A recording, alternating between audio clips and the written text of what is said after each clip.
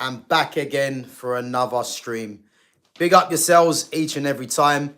Obviously, a couple of days rest. Well, I say rest. I've just been a bit busy, so I haven't had time to stream. But listen, we're back, and obviously Manchester United versus Arsenal match preview. And for me, what a game!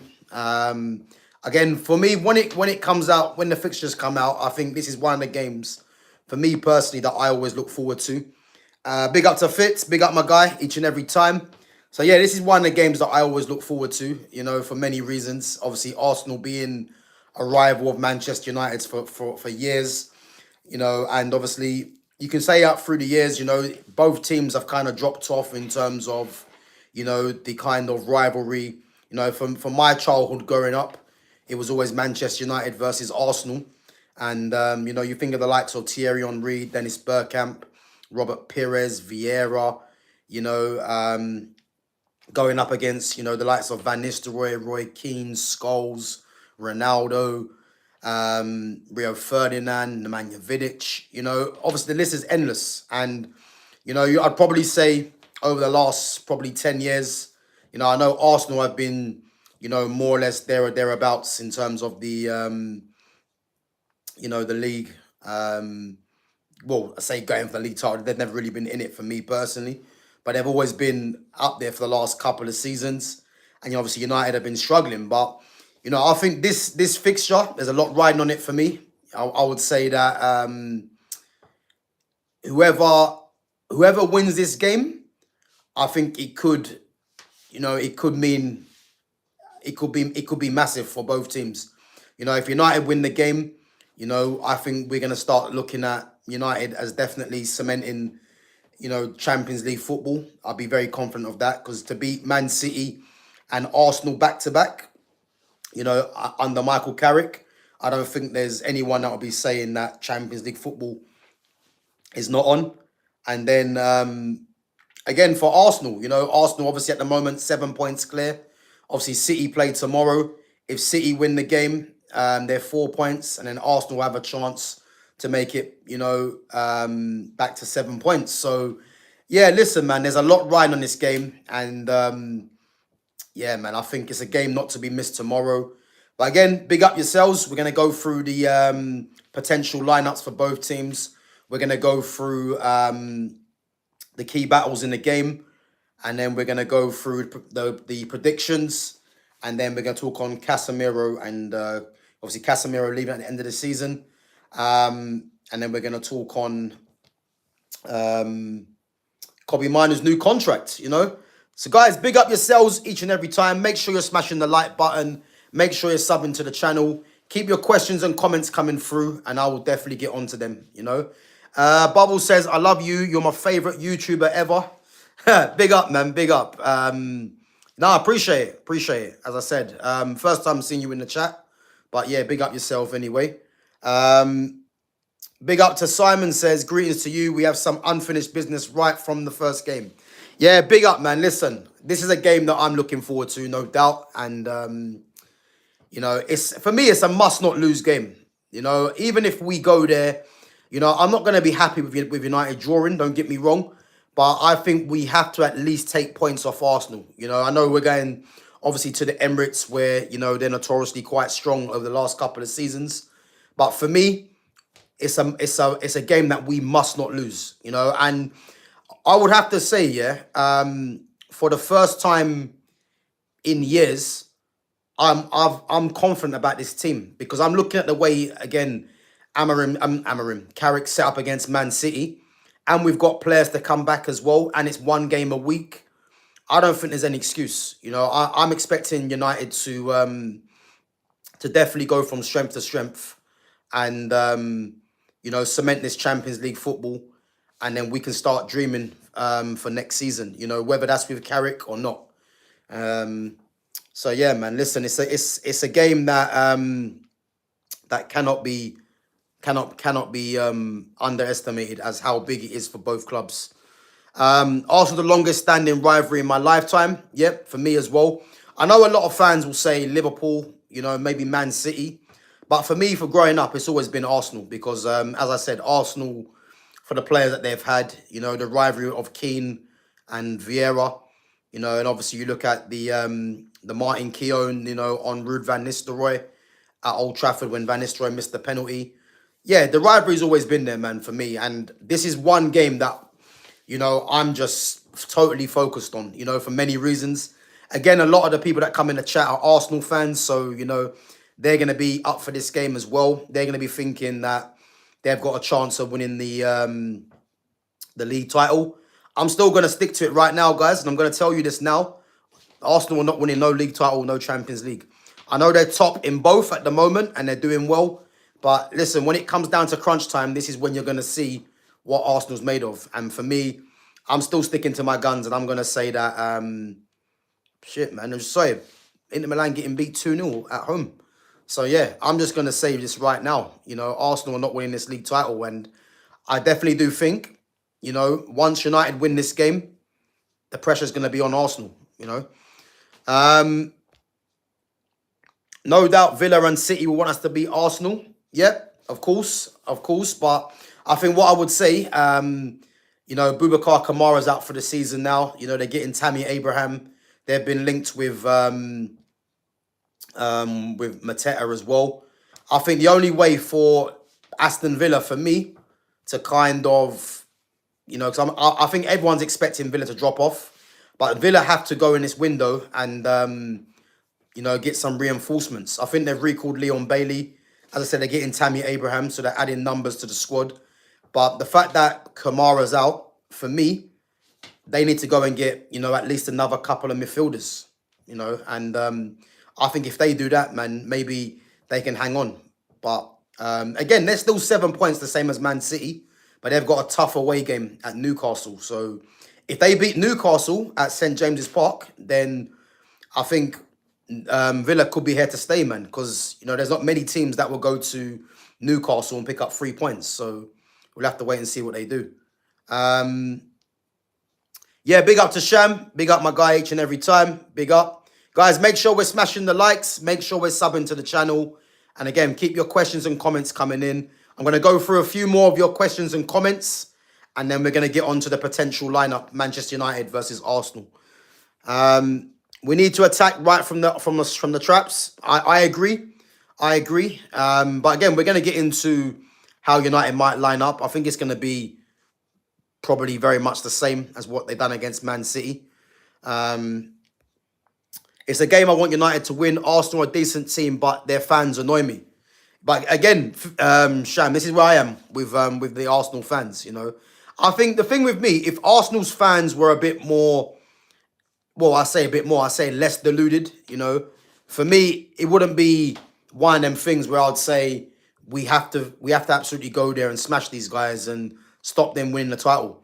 I think it's because their fans just chat too much, and a lot of the stuff they're coming out with, is coming to a point now whether I'm not sure if they're trolling or it's one of them things where they actually believe it.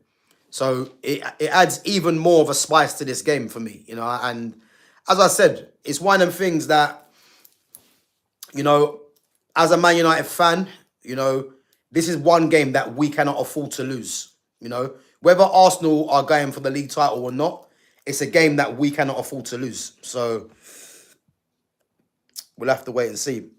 Big up to Mike. Big up, my guy. Big up. Let's see. Yeah, big up to Grizzly, man. Yeah, we're going to go through the score prediction in a bit. I'm going to go through the potential lineup. I would like to see Heaven play. Yeah, me too. But I don't think Heaven's going to play personally. I can see the team being quite similar to what he played against Man City. You never know. He might spring a few surprises, but I think when you've had such a dominant display against arguably one of the best teams in the league, and you should have beaten them by 6.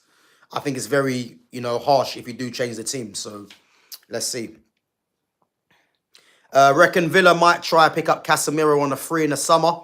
Would make good cover for them, and surely wage would be lower. Plus, just the move 2 hours up the road as well.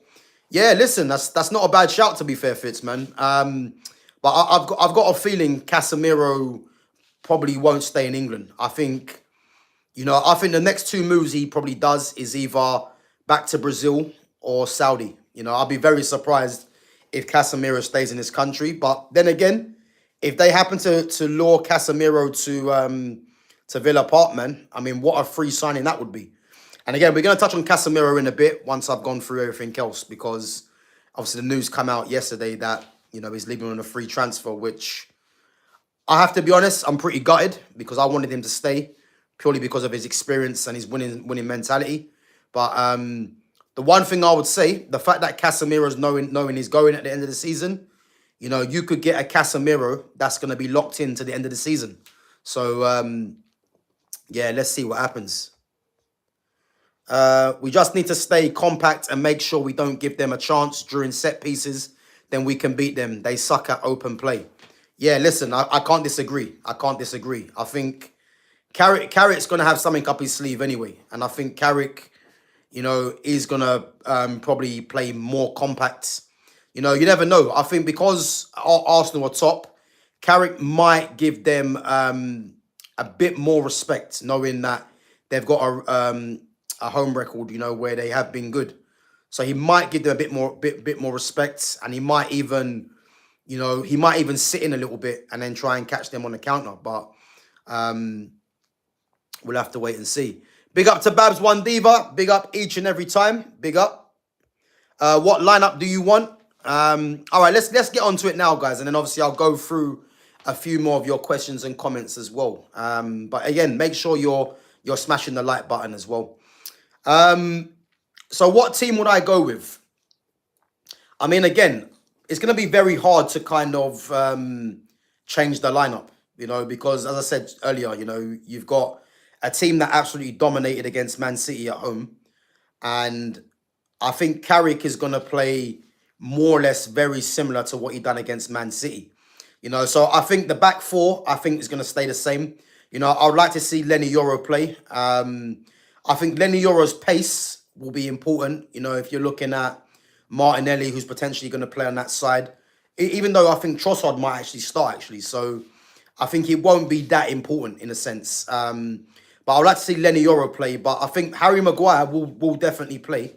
And I think Harry Maguire is going to be an important player for me because, it's likely to be Gyökeres that starts the game, even though Gabriel Jesus got 2 in midweek. But I think Harry Maguire is going to be important for many reasons because Harry Maguire is like a shithouse defender. And I think the fact that Harry Maguire, I believe he's going to rough up Gyökeres and disrupt his game. I would love to have seen Matthias de Ligt play, but obviously he's not back for a couple of weeks.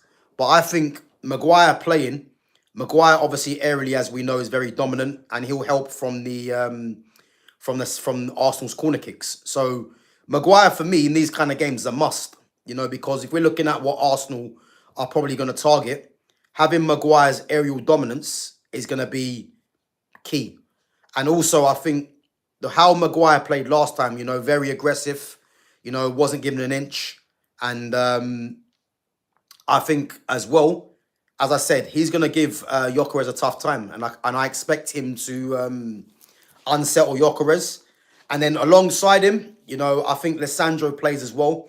And again, just like Harry Maguire, these guys, in the last game, you can see they were very compact and the help that the likes of Kobbie and Casemiro gave them, it allowed them to be aggressive when it came to pressing the striker. If you look at what they've done with Erling Haaland, for instance, I think they're going to adopt the same approach against Arsenal.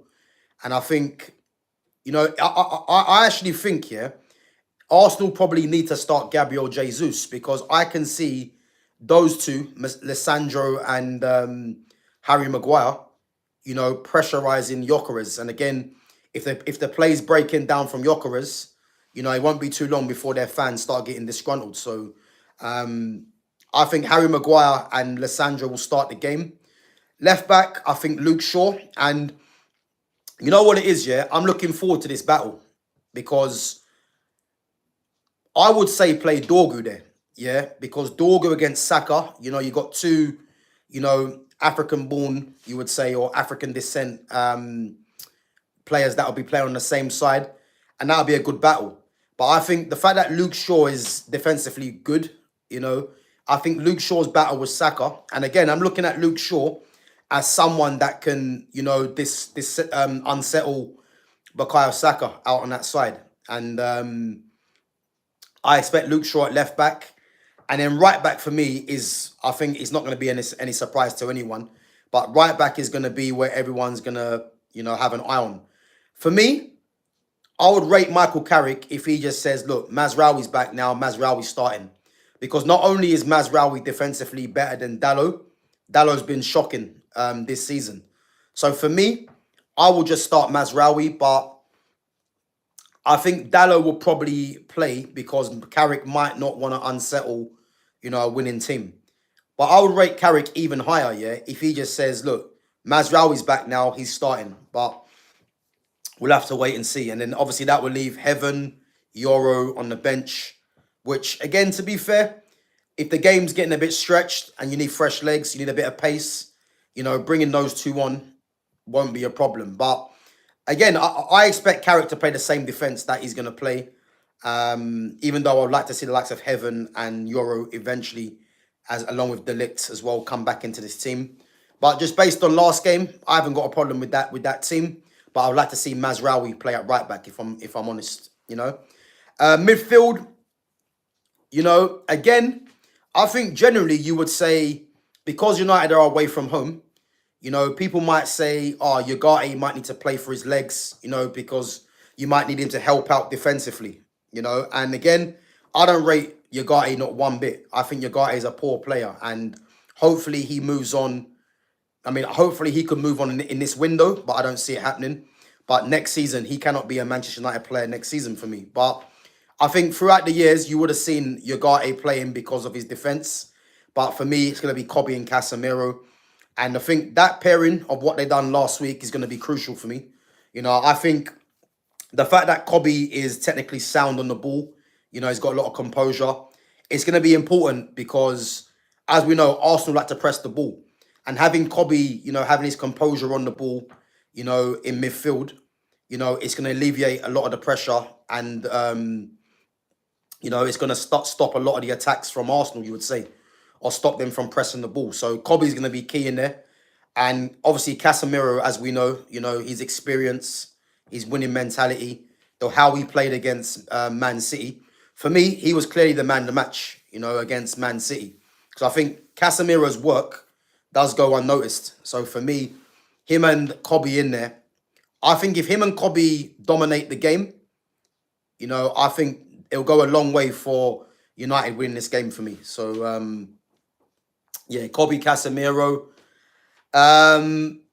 Obviously, Bruno's going to play in the 10, you know, and Bruno was a lot better against Man City. I don't think Bruno was great, but the best thing he done in that game was his assist for Mbeumo. You know, the weight of the pass, his decision making there can't be faulted. You know, again, I'm not a massive fan of Bruno Fernandes, but I do give credit where it's due. And the pass, the weight of the pass, and his performance was actually good. It was a decent performance, but I think every player played well. You know, apart from Dallo in the first 20 or so minutes, who should have been sent off. So yeah, what I would say, Bruno's going to play there with Kobbie and Casemiro, which is going to be no surprise.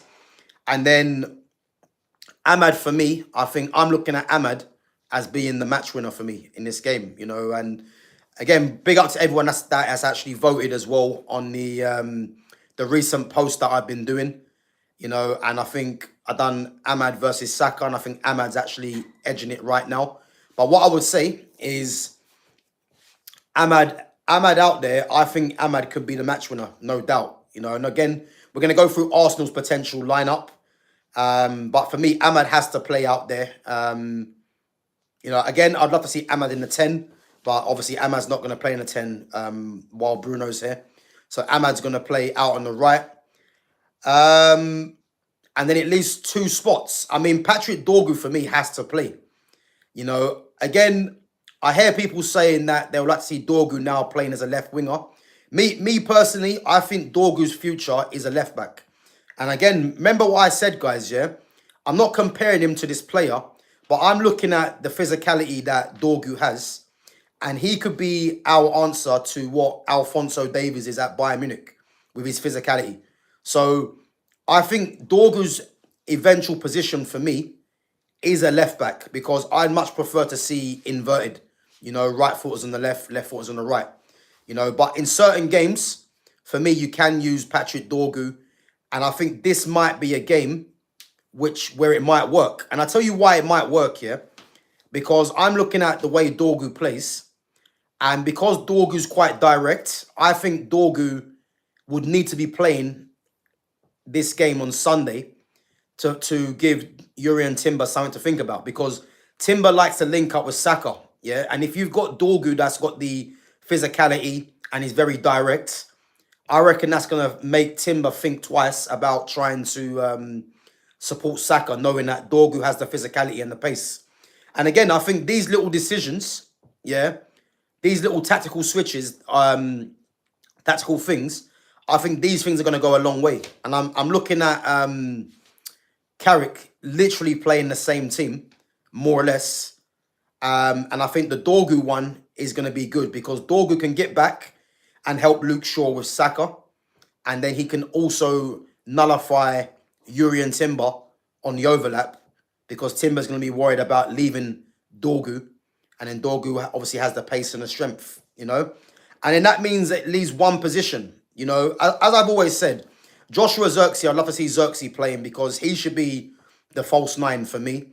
But you're now picking between, because I think Zirkzee's back fit now as well. But you're now picking between 4 players. Yeah, and this I'm trying to say to you. Man United's strength and depth, yeah, is ridiculous. If you're thinking of the amount of players in quality that we have. So there's one position left. And obviously, everything is pointing towards, Mbeumo playing again. Which means you're going to have Cunha, Zirkzee, Sesko all on the bench. And again, it just shows you how strong the bench is now because you've got 3 players there that arguably would be starters. And again, I do expect those 3 players, to be getting more game time once this game is done. But I think just based on, because it's Arsenal and tactical setup, I think Carrick might go for the same team. If it was me, what changes would I make? I think although Mbeumo got the winner, I don't really want to see Mbeumo play as the 9, if I'm honest. So I'd like to see Zirkzee play there, if I'm honest. And then I'd prefer to see Cunha from the left, But I think Carrick goes with that team. And I'll be honest with you, I think for the first time in ages, I'm not too fussed with what team Carrick goes for because I trust Carrick to get a result, and as I said, this is a massive game and whatever team he picks, I'm going to back what he does because I've already seen enough already from Carrick to know that this guy has an idea with his coaching team. And I believe he's going to set up the same way he done against Man City. And I expect us to beat Arsenal. I think the first goal is going to be massive. I think if we get the first goal, I trust the team to go on and win it because Arsenal from open play, I don't really rate them like that. I think set pieces is what they're going to be threatening with, but I think open play, I'm not too fussed with them really, And then Arsenal's team, again, I'm not going to go through all that. I'm not going to go too much into Arsenal's team because, again, I look Inter Milan come back 2-2 because obviously Man United is what it's about. But Arsenal, I think we know what they're going to do. They're going to play David Raya in goal. Timber's going to be right back for me. I don't think they play Timber left back. I think if Arteta plays Timber left back, I think they're going to struggle. I think he plays Timber right back to deal with Dorgu. I think Dorgu will play there again and to deal with Dorgu's physicality. So I think Timber plays right back. Obviously, going to be Saliba and Gabriel. Obviously, Gabriel played little minutes against Inter Milan. And then left back is where it's going to be interesting. But I think Hincapié plays left back. And again, Ahmad against Hincapié. Dorgu against Timber. There's some good battles out there. Because Obviously, Hincapié is aggressive, you know, and liable to give away fouls. And Ahmad's got the quality and he's tenacious as well. So, yeah, it's going to be good. And I think, obviously, the midfield, they're going to play Zubamendi, Declan Rice, Martin Odegaard. And I think it'll be Saka, Trossard, and probably Gyökeres. Although, I think he could be missing a trick by playing Gyökeres over Gabriel Jesus, you know. But again, that's how I think Arsenal will play. And my predictions for this game, I'm gonna say United win this game because I think there will be goals in it. Yeah, I'm gonna say United win this game. I'm gonna say 3-1. United win this game 3-1. I'm gonna go brave and say 3-1 United. Yeah, 3-1. I'm gonna say. Yeah, I'm gonna say 3-1. Arsenal will do their traditional bottling last 3 games. Yeah, listen, as I said, man, I think if there's any fans out there that think Arsenal are going to run away with this league, as I said, City have been poor, yeah, but I think City beat Wolves tomorrow and they're going to cut the gap to 4 points for me. And then Arsenal have to respond. But the way that we played against Man City, I can see us, you know, at the worst, getting a point. I don't think we go there and get beat. If it was Ruben Amorim, there's no confidence there. But Michael Carrick's already shown me what he's got, you know, and I think we go there and win the game. And I think at least the very minimum, you know, we pick up a point. So let's see. Please keep Dallo and Ugarte on the furthest bench at the bus station. Yeah, listen, I hear it, man. I hear it. But I think Dallo's going to start, unfortunately. I mean, I love Carrick to play Mazraoui because Mazraoui's defensive nous and his quality on the ball, you know, is going to be needed. So I'm hoping Mazraoui plays. But if he plays Dallo, you know, it is what it is. But we have to believe in what Carrick's doing, man, because he's doing a good job so far after 1 game.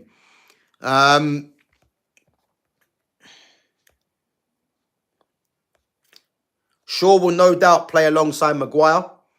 Nah, Shaw's not going to play centre-back. Shaw will play left-back. And then I reckon he plays the same team. Lissandro,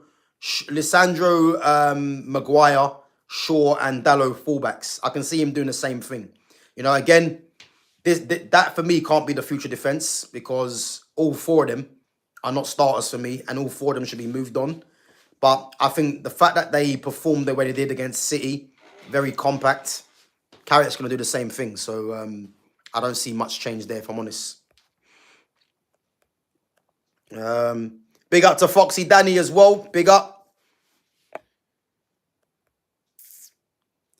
I reckon if Shaw plays, he'll use the same strategy of using the wingers to double up on their wingers. Yeah, that's exactly what I think as well. And I think this is why, again, Dorgu's going to play out on the left. And as I said, I think going forwards, I don't want to see that all the time. But I think this is a game especially where I won't even blame Carrick for playing Dorgu out there again. Because, as I said, Dorgu and Shaw up against Timber and Saka, you know, it is going to be a good battle. You know, it's going to be a very good battle. Because you've got 4 players there that have physicality, you know, and you've got, you know, some good individual battles there as well. So, yeah, I'm looking forward to it, man. And on the other side, I'd much prefer to see Mazraoui linking up with Ahmad. You know, 2 players that have just come back from AFCON up against probably Trossard and Hincapié. So, and I think we can edge that, definitely. Well, not edge it. I think we can dominate that, should I say. You know? So line up Lemens, Dallo, Maguire, Martin and Shaw, Casemiro, Manu, Bruno, Dorgu, and Mbeumo.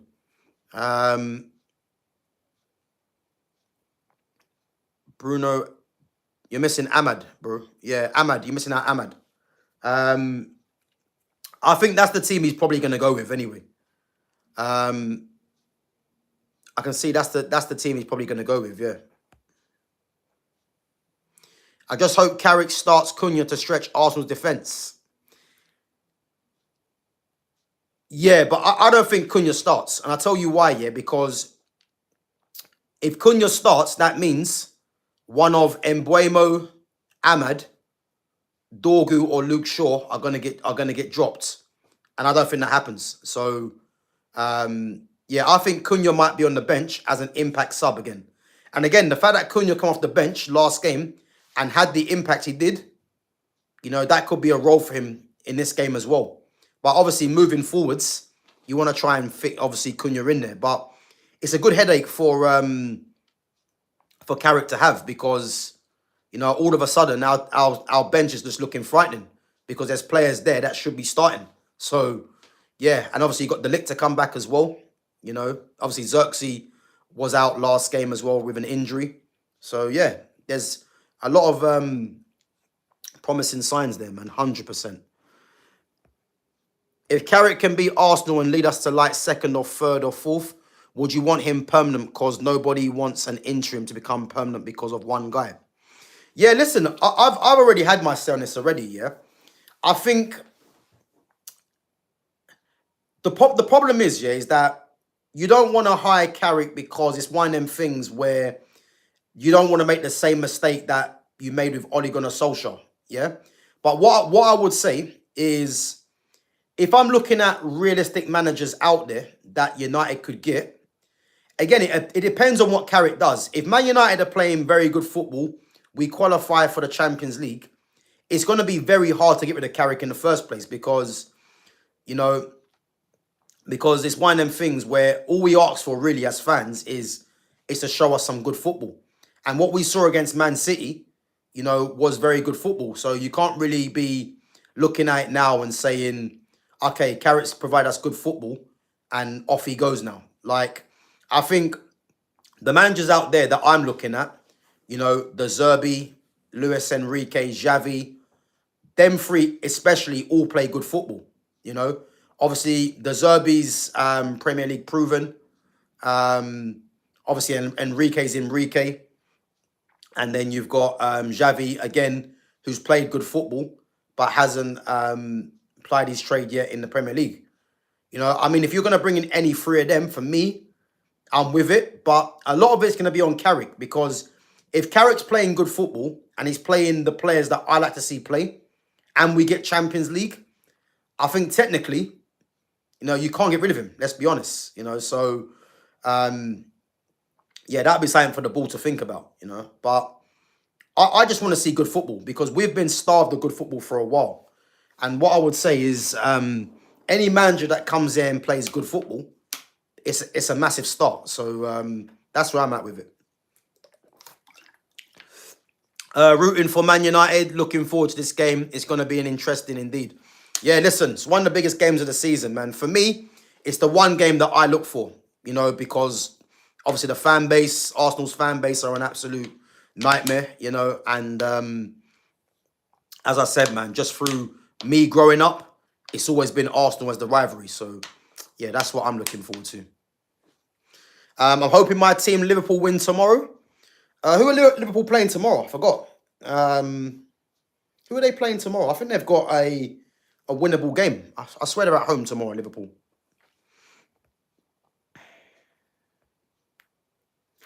So Lemon, Maz, Maguire, De Ligt if back, Martinez if not, Dorgu, Kobbie, Miro in the middle, Bruno, because we all know his start, Ahmad, Cunha, and Mbeumo. Yeah, bro, listen, I can't really disagree with that. I would play Xerxes personally. But again, I'd play Xerxes as the false nine and have Ahmad and Cunha either side, If we're basing it on players that we know are going to play until they go, then... But again, I think the main thing I'm looking at is the options. Look at the options we have. And if things are not going right, then we can change it. And what I like about what Carrick done, yeah, is that Carrick took off Bruno, because there's too many managers, the likes of Amorim, Ten Hag, they would play Bruno regardless. So the fact that Carrick, had the balls to take off Bruno, that's a very good sign as well, because there's no way Bruno should be playing week in, week out, every single minute of the game. Shouldn't be happening, So the fact that Carrick done that, is promising signs there. Let's see.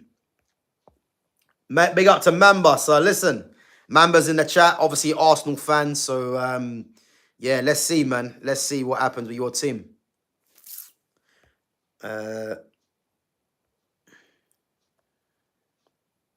Xerxes injured. Is he still out, Xerxes? Yeah. What? He's out for 2 more weeks? No way. No way. Is he out for 2 more weeks? Okay, I didn't even know that. I rate Xerxes highly, but I'll be honest, Gav. I think we move him on in the summer. Mike, you know what? I would have said that, yeah, if the board backed Ruben Amorim. Xerxes not going to go anywhere, because this is what I keep saying to you, yeah. If you look at Michael Carrick, for instance, Michael Carrick likes a false nine, yeah. The prime false nine that we have in the team is Joshua Xerxes, and I believe Carrick is going to like Xerxes enough to play him, yeah. Not to mention, if I'm looking at the managers that we've been linked with, imagine if we get a Luis Enrique, yeah. Luis Enrique, for me, would like Joshua Xerxes because all you have to look at is what he's doing with PSG with Ousmane Dembele playing as a false nine. Again, there's people out there that think Dembele's a striker now. Like, Dembele's never been a striker. He's a winger, yeah? But he's playing in a system, which gets him more involved in the game as a false nine, And guys, you know what made me laugh the other day, actually, yeah? I forgot to mention this. You know what, yeah? I turned on FIFA the other day for the first time in a little while, yeah? And I checked some of the players, yeah? Could you believe, yeah, that they've actually got Ousmane Dembele down as being left-footed? They actually think Dembele's left-footed. I mean, I couldn't understand what I was saying. You know what I mean? Like, Ousmane Dembele is ambidextrous, yeah? But he's not left-footed. Like, and FIFA are putting it out there that he's left-footed. It's embarrassing. Like, I couldn't believe what I was seeing. So, yeah, I was going to mention it the other day. I couldn't believe it, man. But just if anyone doesn't know, yeah, Ousmane Dembele is right-footed, but he can use his left foot very well. But he's not left-footed. So, yeah, that was something that I just clocked. I couldn't believe they had him as left-footed on there. But yeah, no, going back to Xerxes, yeah, I don't think Xerxes gets moved on. I don't think he does. And I'm purely saying that because I'm looking at our next appointment of manager, if it's not Michael Carrick. I reckon we're going down the route of getting ball possession dominant managers or coaches. So if you're going to get a coach like that, there's no way they're going to let Xerxes go because Xerxes is a ball dominant, he's a possession-based striker. So, yeah, I don't think Xerxes moves on. Not for me, because I'm looking at, the players. Obviously, you look at those two strikers we got. We got Xerxes, we got Sesko. I think Mbeumo's not going to be playing as a striker too often. I think it's going to work against teams like City and Arsenal, who are expected to be better than us. But I think the likes of Mbeumo and Cunha will revert to their positions, after these games for me. So, but again, it's good tactically from Carrick because he's showing that he's adapting to different teams, which is good.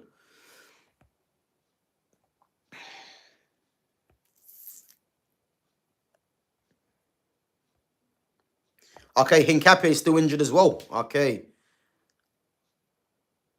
I tell you now, yeah, I don't know if he plays Lewis Skelly because I tell you now, if he plays Lewis Skelly up against Ahmad, I think Ahmad's going to destroy him, personally. So, and again, if he plays Timber, I mean, has he got, Calafiori's out injured as well.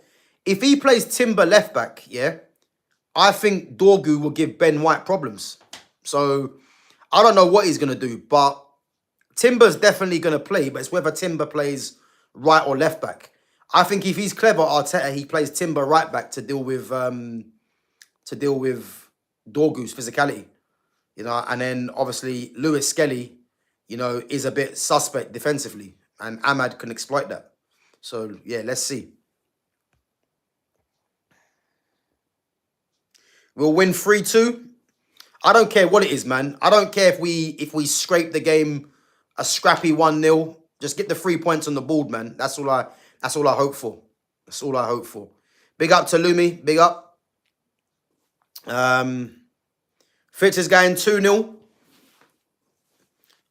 I mean, if we don't, you know what? I'm only gonna say that we concede because they might get a fluky, one of them corners. But for me, you know, open play, I'm quite confident because of how we defended against Man City. I think we're gonna be a lot compact as well. So yeah, um, we beat City and so did Frodo, and they have Salford in the cup, so anything is possible. When's the next Fitz and Jonas stream? Oh, Monday.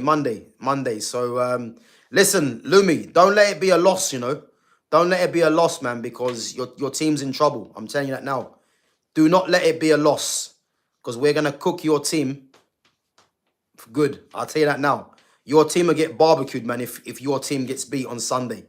So make sure you guys are here on Monday, man, because it's gonna be a good one. I'll tell you that for free. It's crazy, Gav, because I also predict 3-1 United. I'm confident with Carrick we get a result. If it was Amorim, I'm going with a United loss, but this time I'm very confident. But again, Mike, this is where I'm at. I'm totally confident because the Man City game for me wasn't just a domination, of football, but doing it against a City team that are going for a league title, and in the manner that we did, and it should have been about 6 if it wasn't for Donnarumma. That's where the confidence is coming from. Because I'm looking at City's team, and City have a lot more individual talent than Arsenal. And look at what we've done to Man City. So I'm not fair in Arsenal. I just think with Arsenal, we have to watch out for their set pieces because that's what they're relying on this season. And we just have to just take our chances. That's it for me,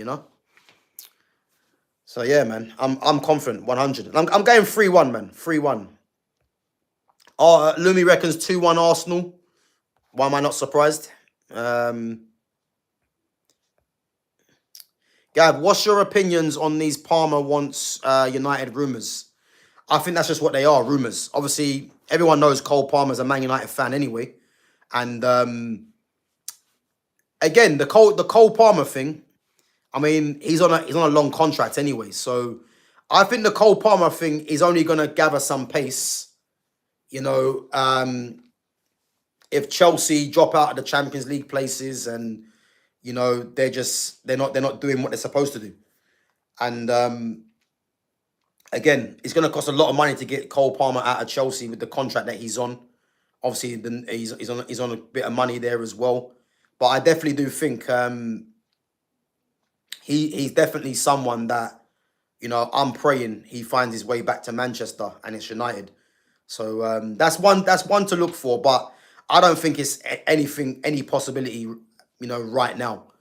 So as I said, they are just rumours, but who knows, man? In the future, he could be a Man United player, and as I said, he's one player in this league that I like to watch, man, because he's just got pure quality, and the fact that he's a Man United fan, it makes it even better. So we'll have to wait and see.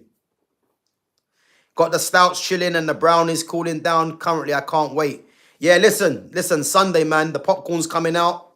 You know what I mean? I might even get myself a little super malt as well. I'll see. I might even go for a little chai latte. I don't know. I'm feeling that confident, man. I'm feeling that confident. But yeah, popcorn and chai latte, it's looking like that, man, for the stream on Sunday. So yeah, man, we'll have to wait and see. But yeah, listen, if you're an Arsenal fan, best thing you can do, is hope your team wins the game.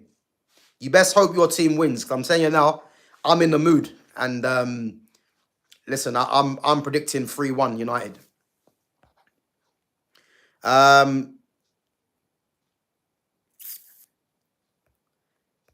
Hey, low-key, 2-0 Arsenal versus Man U. Nah, listen, you're not beating us 2-0, man. I'm sorry. You're not beating us 2-0.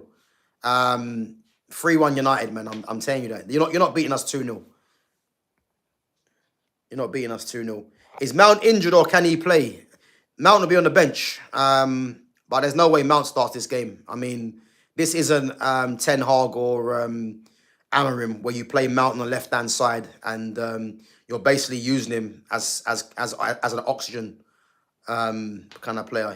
That can't be happening. I don't want to see Mount on the pitch just running around like mad. So he'll be on the bench. But again, if you want to bring on Mount to shut up a game, use his energy, then I'm all for it, man. But there's no way he starts this game.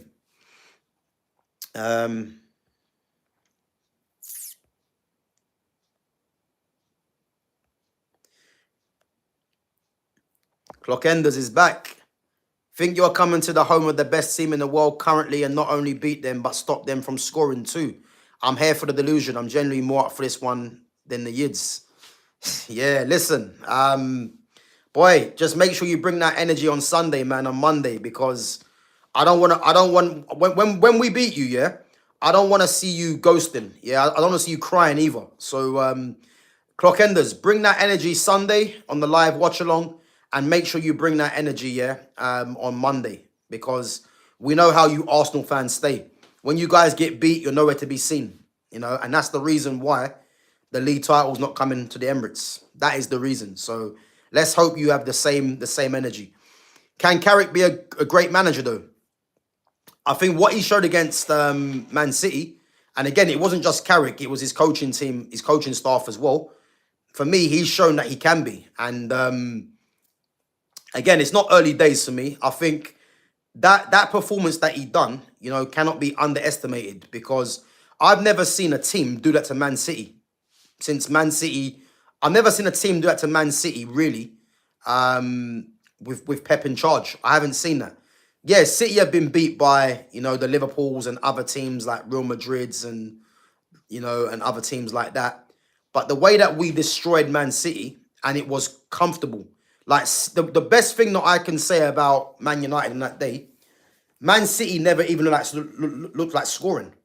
There was not one hint that I thought they were going to score. And that is credit to the setup, that is credit to the players, and it's credit to Carrick and the coaching staff. Because not at one point was I watching that game thinking that City were going to score. And that's what it's about. So, yeah, Carrick's got the makings of being, you know, a top coach. And again, we have to remember, guys, it's not a manager. You know, now the roles for these teams, for these people in charge now are head coaches, because the coaches are there more or less to get the players that come in, which are club signings, and you just get them in a system and get them thriving. That's why it's not a manager really no more. The manager kind of side of it is old school, you know, where a manager just controls everything. But which is why when Ruben Amorim is trying to pull the wool over our eyes by telling us that he was a manager, he never was a manager. I called him a manager because he clearly wasn't a coach that improved these players. So we have to remember that Carrick is a head coach. He's not a manager. You know, the managers were like the Sir Alex Fergusons, the Arsene Wengers, because these guys ran everything from top to bottom. But that's not where football is now. So, yeah, as I said, these guys are coaches. Guys, make sure you're subbing to the channel. Make sure you're sharing the likes. Sorry, make sure you're smashing the likes, and make sure you're sharing the channel as well. We got 9 likes and there's 11 of you guys. Make sure you're smashing the likes up and help this channel to grow if you're enjoying the content. Big up. We don't know what to expect from Manchester United after Carrick's winning start. Boy, listen, just go and watch that Man City game, man, and that will tell you everything. That will tell you everything, because we're not coming here to play games. You know, we're not coming here to play games. We're coming for 3 points, and I'm telling you now, we're gonna get 3 points.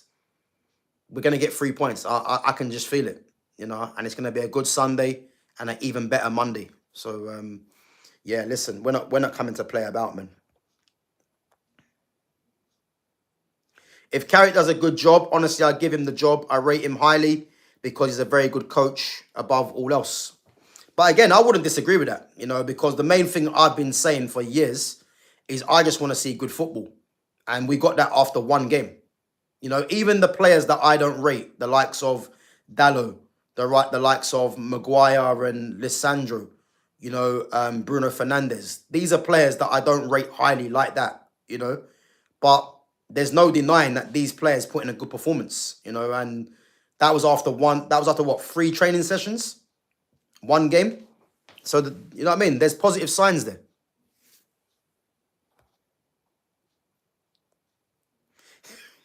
Gyökeres turning the corner now. Okay, so Gyökeres got one fluky goal against Inter Milan, and all of a sudden he's turning the corner. You know what I mean? Like, Jack Swagger up top. Listen, I tell you this right now, yeah? Gyökeres ain't scoring. I'm that confident.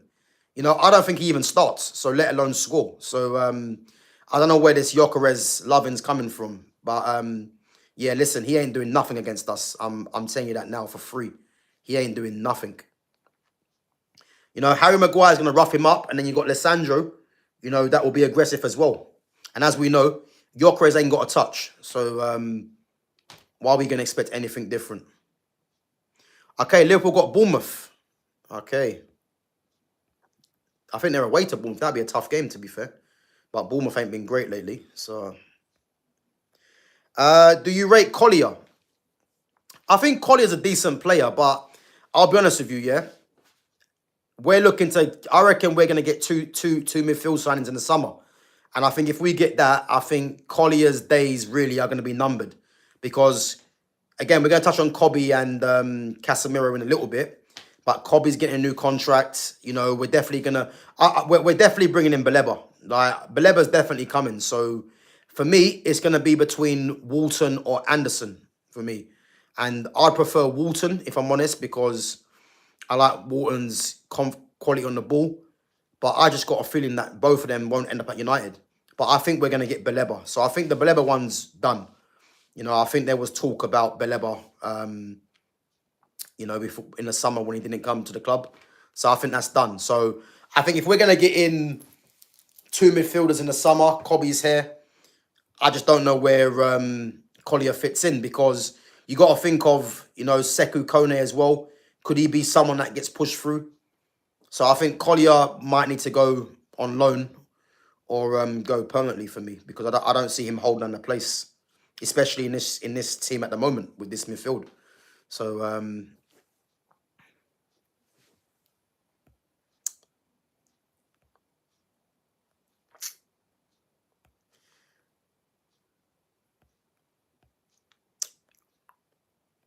Simone Inzaghi would fit you guys well. Well, he would have fitted us better than Amorim, but obviously we're not playing the three at the back no more, so I wouldn't say so.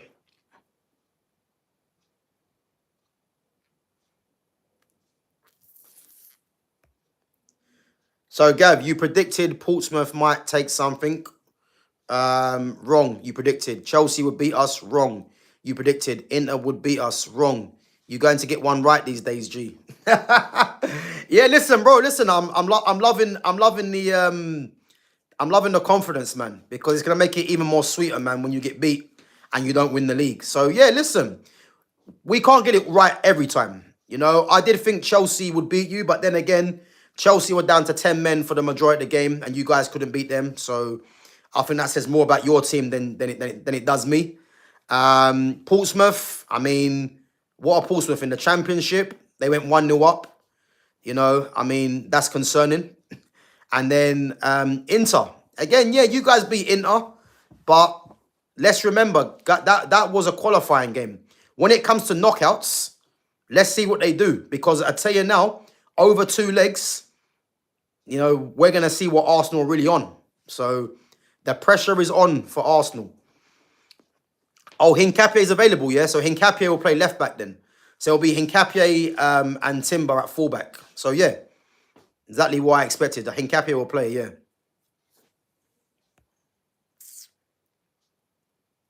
That's crazy. For the longest, I always thought Dembele was left-footed. You learn something new every day. He has a mean left foot, by the way. Yeah, big up to Mike, man. Yeah, listen. Like, yeah, the FIFA have actually got Dembele as left-footed. I couldn't believe it. Like, Dembele has never been left-footed. Like, I don't know where that's come from.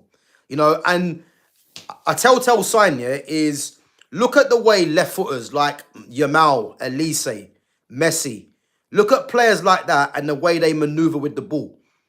And look at how Dembele maneuvers with the ball. And that will tell you that he's not left-footed. You know, he's ambidextrous. So he's very good at using his left foot, but he's naturally right-footed. And the fact that FIFA have that as him being left-footed, and I can only guarantee that they're making people think that he's left-footed, because, you know, I had someone the other day actually tell me that they thought he was left-footed, and I was like, he's never been left-footed. So yeah, man, I couldn't believe I saw that. So yeah, it's one of them things, man. Crazy. Um,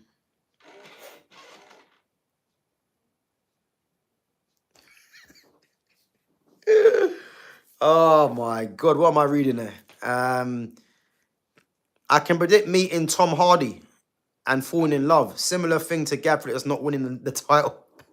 Big up Lumi, big up Lumi every time. Listen, um, I don't know what to say, man. Yeah, listen, this you guys just need to calm down, man, because yeah, it's not gonna look good for you at the end of the season. I'm telling you now, yeah. The fact that my club have Carrick in charge, finally, and got rid of this Ruben Amorim, yeah, my confidence has gone massively up with the performance against Man City. And I'm telling you this now, yeah, I have never been so much more confident, yeah, that Arsenal don't win this league. And that's after City haven't been great. But I'll tell you what's going to happen on the weekend. Yeah, and you've heard it here first. City, even though they haven't been great, are going to beat Wolves. That's the first thing. We are going to beat Arsenal. It's going to be 4 points. I think Villa and Newcastle. I think Villa might get a draw, and then there'll be 6 points. City will be 4 points, and then you guys, I think your next game might be Leeds away or something like that. But you guys have got tough games, and I'm saying you this now. Your demise starts on Sunday. I promise you. I promise you.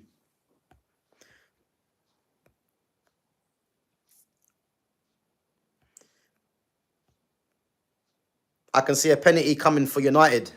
Listen, by any means, I don't care. I don't care. Listen, scrappy 1-0 penalty. I'll take that. I'll take that.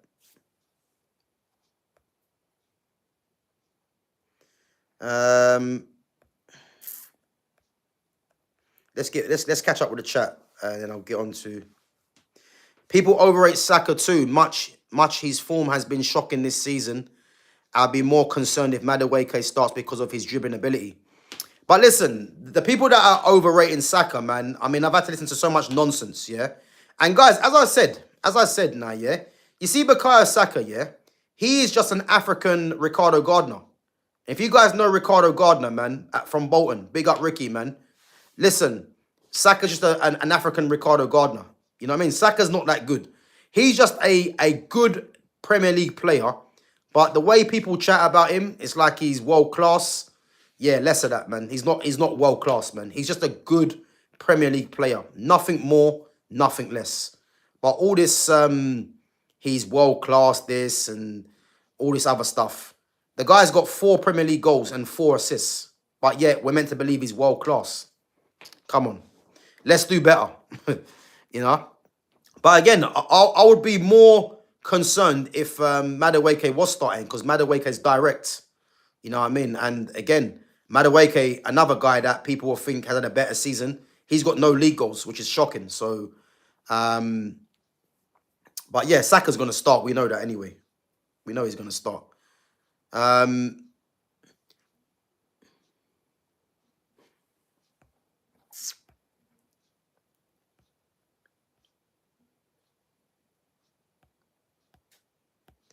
Right, let's catch up with this chat.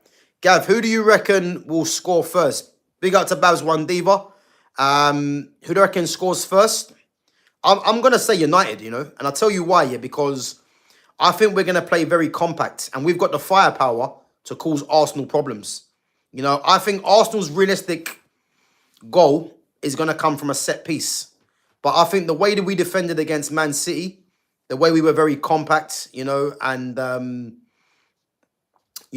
I looked at in terms of, fighting for each other. I think that's going to go a long way as well. I can see us being resolute at the back. I can see it. So, yeah, I think if we score first, I think we win the game. Because I reckon we'll defend well. And not to mention, we have got players in reserve. So even if Dallow's not starting, even if Mazraoui's not starting, you can always bring him on to shore things up because he's very good defensively. And then you've got, again, Euro and Aiden Heaven, who won't start, I don't think. You've got them to come on as well. And, if you've got the likes of Martinelli, who might come on with his pace, You know, it's one of them things where you got them players there to nullify that. So, but let's see, man. I'm looking forward to it anyway. Definitely looking forward to it.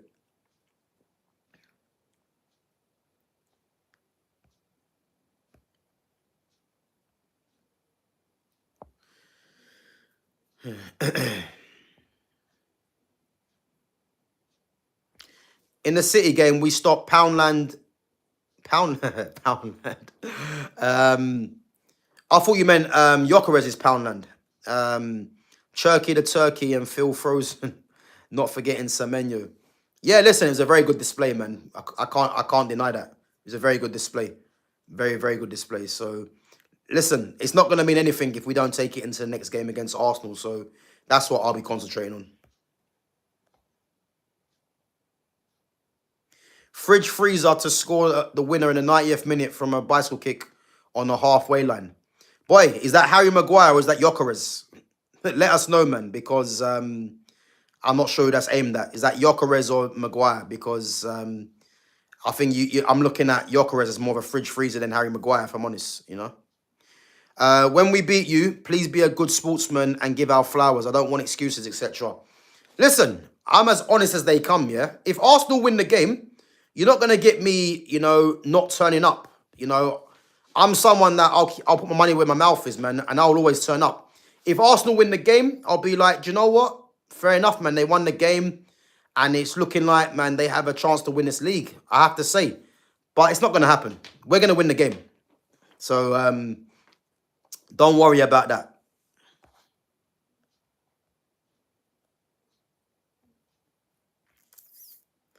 Forget Manchester. World football is red this week. Glory, glory, Man United. Come on, you Red Devils. A nice 3-0 to help save football. Big up to Chulu, man. Big up. Listen, I couldn't have said it any better myself, man. If Arsenal... The reason why Arsenal won't win this title, because the way they play, yeah, is not... It cannot be sustainable, or it cannot be a route for other teams to start thinking, yeah, this is the way we got to play football now. It will be a stain on the league. And again, football this season in this league has been poor anyway, yeah? And if Arsenal was to somehow win this league playing the way they did, I think football's in trouble. Because you could probably see a lot of teams adopting this approach. You know, I can't look at Arsenal and think to myself that they've won the league and the majority of their games been based on set pieces. Like, that wouldn't go down well. That wouldn't go down well. So, yeah, I'm just hoping, man, that we can upset them and yeah, stop that, you know. Gav, you have a good haircut, a good jacket, good personality, but terrible football predictions. You forgot good looking, Lumi. You forgot good looking. So make sure you get that one in there, yeah? But terrible predictions. Listen, my predictions are good, thanks, yeah? But I have to say, your predictions have been very good. But you thinking that Arsenal are going to win this? Nah. That's one prediction that I'm sticking to, man, that we're going to do well. So, but yeah, big up to yourself each and every time. If we can get the 3 points, then not many fans will be showing their faces at work. Yeah, but this is what Arsenal fans do. It's what they do, you know. But while we're surprised, we should be used to it. You know, these guys just, they run and hide. And this is why they won't win the league. You know, they haven't got the minerals, you know. They haven't got it. You know, Gabriel's going to be up for the game. You know, he's going to be shouting, tugging.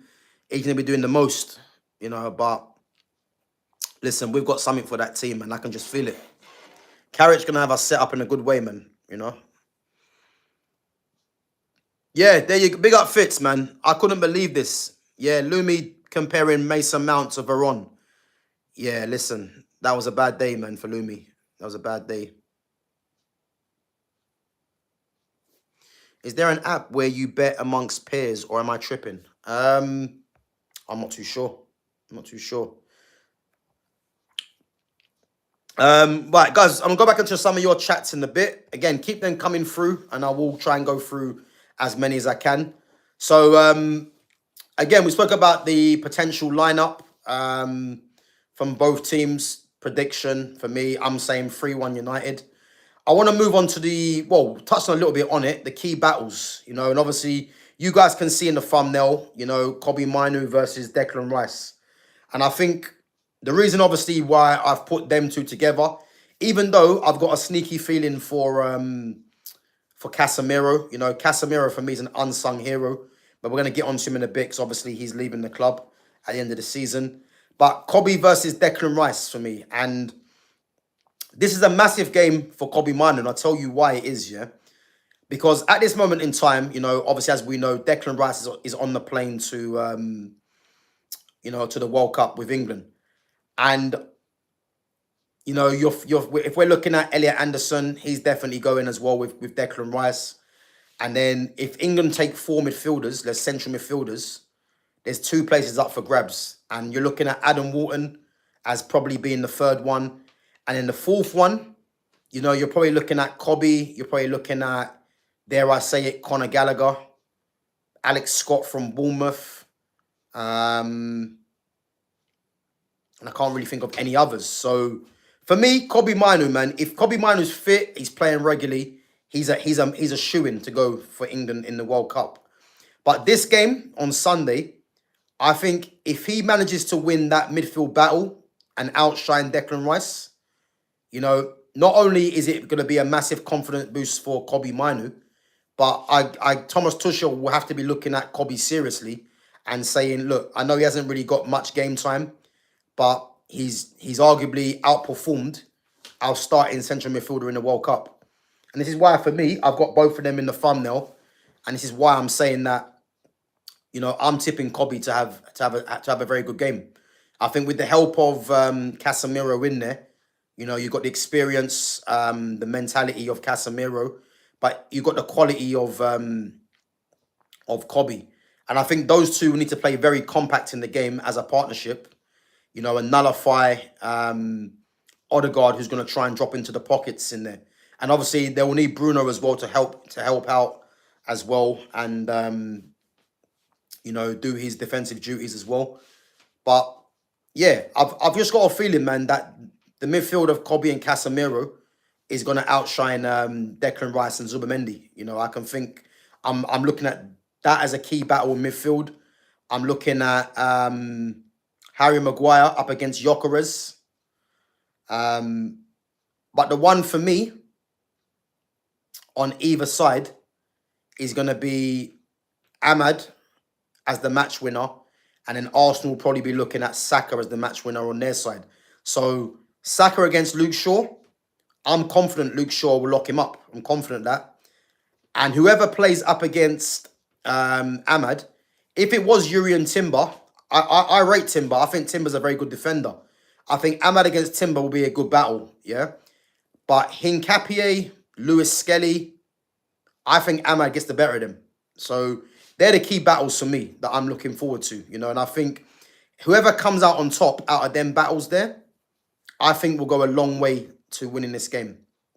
The reason I've not mentioned Gabriel or Saliba against anyone, because Mbeumo's not. If Mbeumo does start, he's not going to play right up against Gabriel Saliba. He's going to be playing on the shoulder, and it's going to be more of him using his pace and his clinical finishing.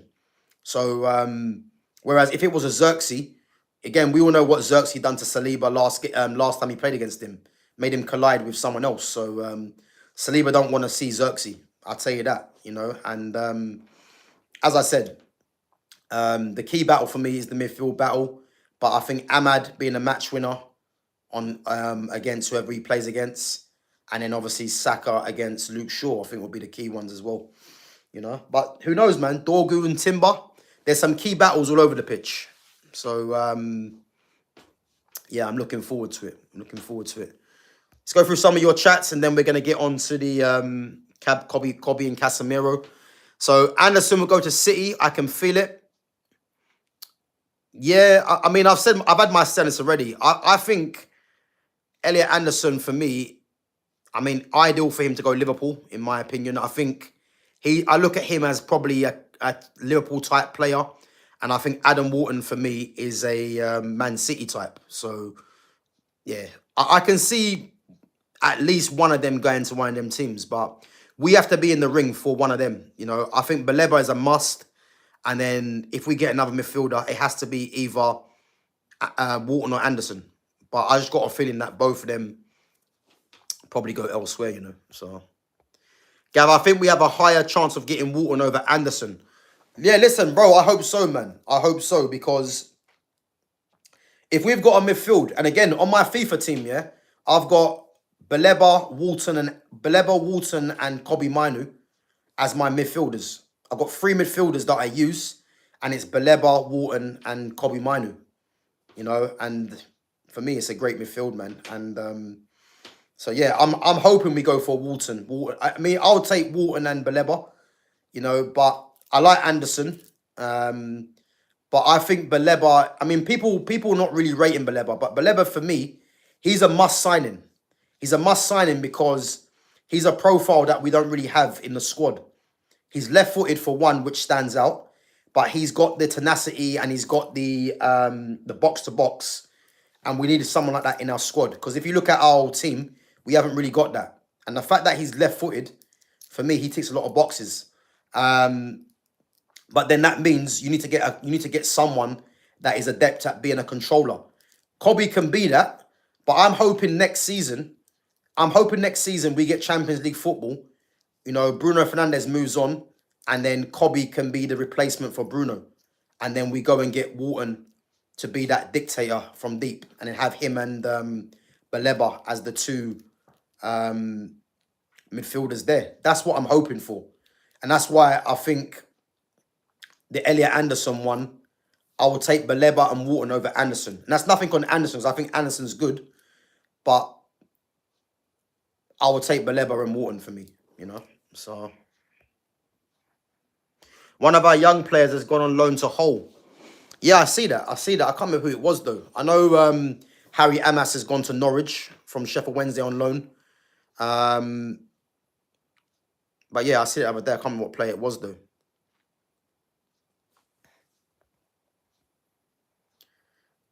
Walton will be Carrick's dream. He reminds me a bit of Carrick, to be fair. Yeah, big up to Lumi. Listen, it's probably one of the best comments you've said recently, if I'm honest. You know, I mean, I'm still scarred from the Mason Mount and Juan Sebastian Veron comment you said before. But I have to make you right, yeah. Like Walton has got a bit of Carrick in him. And, you know, I think Carrick would love an Adam Walton at this club. But Adam Walton's not going to be an easy signing purely because of...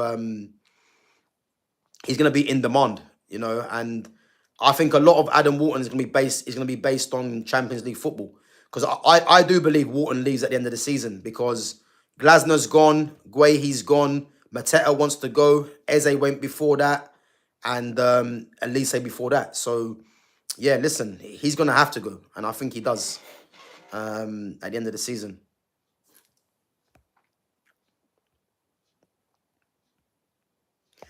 Said it already. Score prediction 3-1 United. Yeah, I've seen that. Spurs want Robertson. Yeah, I think they're going to recall Simicast as well.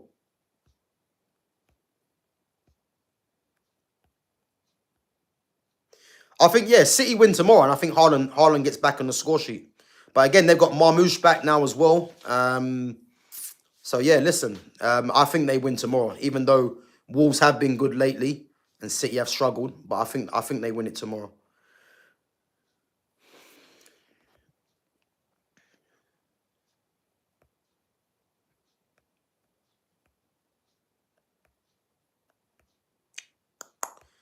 Big up to Lumi. Big up for the super chat. Says 1999 United versus 2026 Arsenal. Listen, the fact that you're even asking that is concerning, yeah, because you're the same one that asked me 2008 United or this Arsenal team. I mean, how you can compare, yeah, 2026 Arsenal, who haven't won anything, to a team that won a league and cup double, Champions League. Again, it just shows you that you Arsenal fans are not serious, yeah? I wouldn't take not one Arsenal player over the 2008 team, and I wouldn't take not one Arsenal player over the 99 team either. It's that simple. You know, Peter Schmeichel or David Raya, there's no point talking about that. Yeah, because Schmeichel just clears him every day of the week. Gary Neville or Urian Timber. I like Timber, but Gary Neville's won Champions League. Timber hasn't. Yeah. Dennis Irwin or Hincapie. Let's just move on. Let's move on. That's 3 out of 3. Yap Stam, that's 4. Because Yap Stam's better than anything you guys have got in your team. You know. Who played next to Yap Stam? I think it was it Ronnie Johnson or Henningberg or Dave? Yeah, Ronnie Johnson or Saliba. Again, Ronnie Johnson. Don't sleep on Ronnie Johnson, man.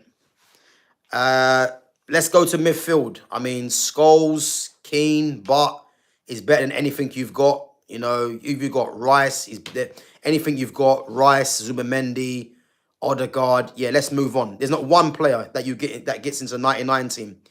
Saka or Giggs. Let's move on. Giggs every day of the week. Martinelli or Trossard.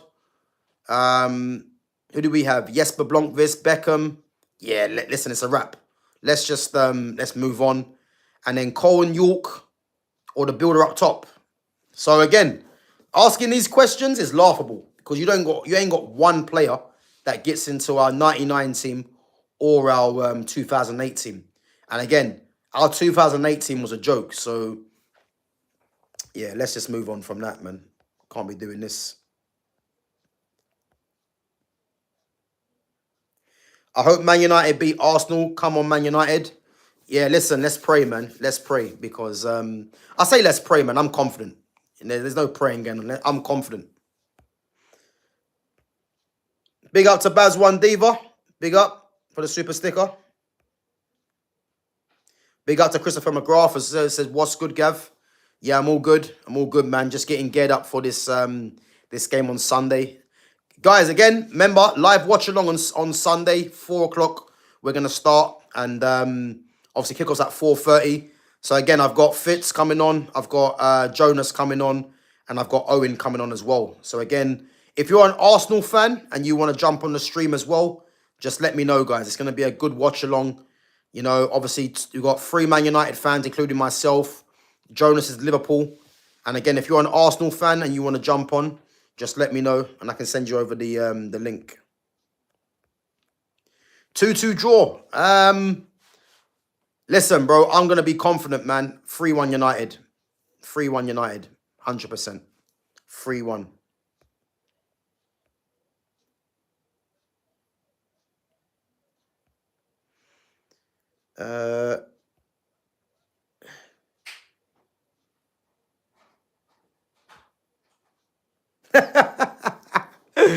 Oh, that's a sick question. Food, sex, or winning on Sunday? Winning on Sunday. Every day of the week. Because the other 2 will come after. So listen.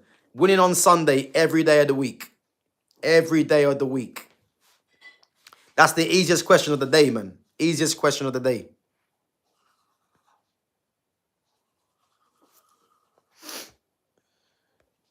Oh, wait, should have done the treble too. Paul Smith fucked it up. Oh, was that Paul Smith when they had like Glenn Johnson and that in there? Glenn Johnson and what's his name? They had a serious team. Was Defoe in that in there as well on Crouch? Pretty sure it was that one.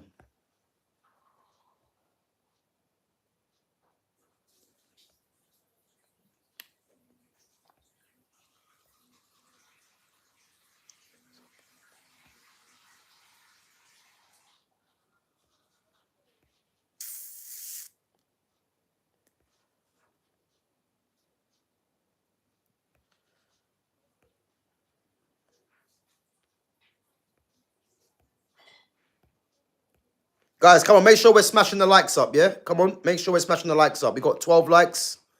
Make sure we're hitting the likes if you haven't done so already. Just going through some of your chats. There's a lot in there. Walton reminds me of Busquets.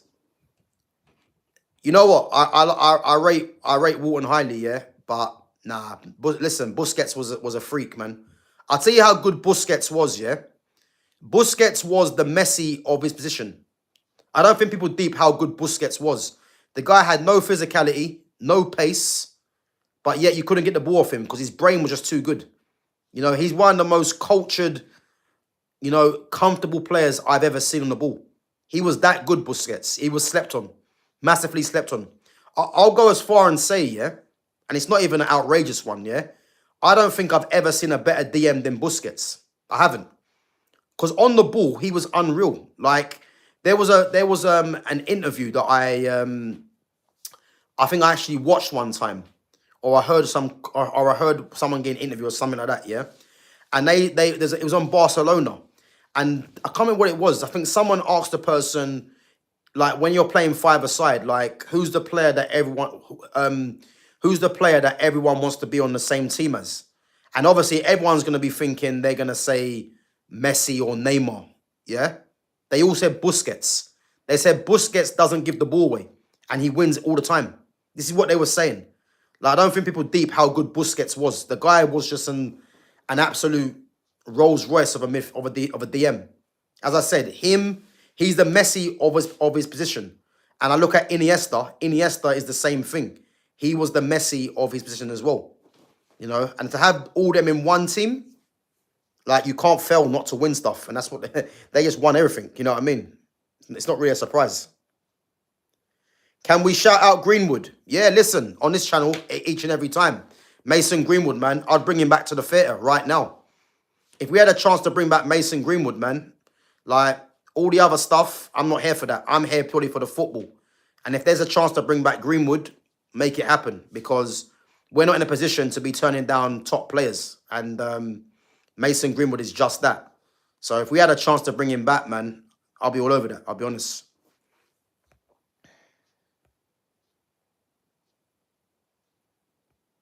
So guys, listen, let's move on anyway. So yeah, Casemiro obviously announcing that he's leaving at the end of the season. And again, I'm not surprised, but I am a little bit, because I thought there was some sort of a chance where we could have kept him from at least another season with his experience. And but again, I think he's either going to go back to Brazil or probably to Saudi. And again, man, I think people criminally underestimate Casemiro. You know, a lot of people were saying that his legs are gone, and you hear all this other rubbish, you know.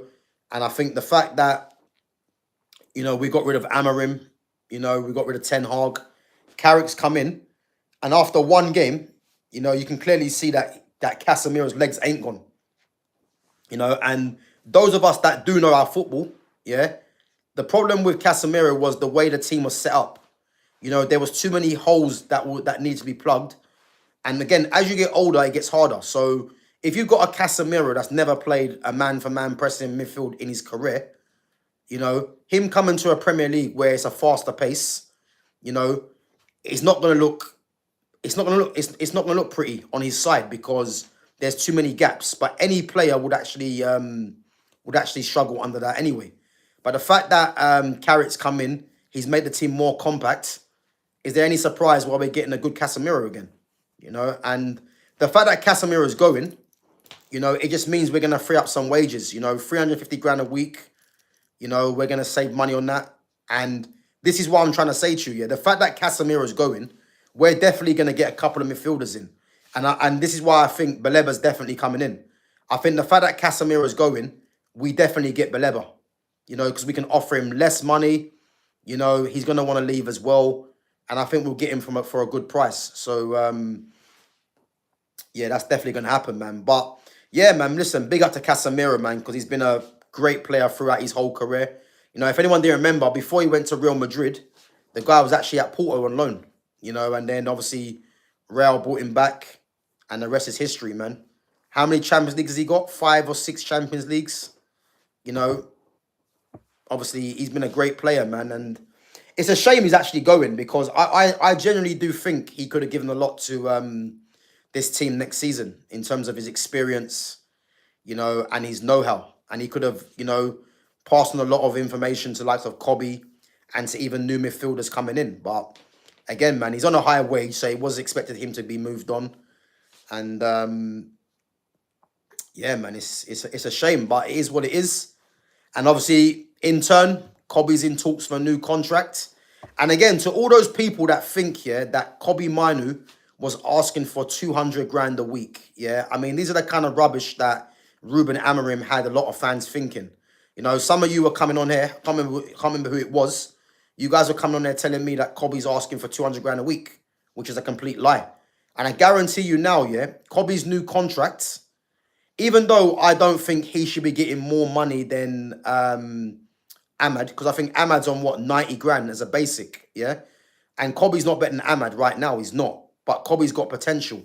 But the fact that his new contract, I believe, the fact that Casemiro's going, I reckon Kobbie's next contract, I reckon he could be on about 120, something in the region of that.